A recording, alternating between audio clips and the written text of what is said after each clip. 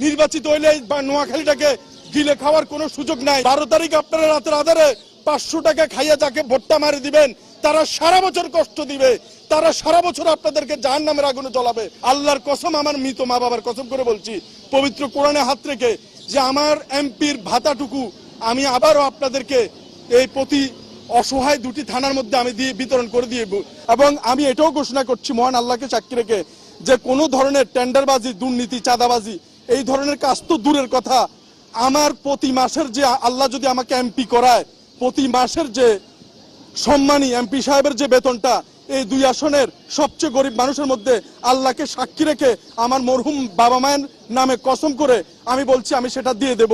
একটি মাসের এমপির বেতন কিংবা ভাতা আমি আমার বাসায় নেব না। আমি আমার ঘর এখনো করিনি। যতদিন পর্যন্ত কবিরহাট কোম্পানিগঞ্জের কোনো মানুষ গৃহহীন থাকবে, একজন এমপি হিসেবে আমি ঘর করব না।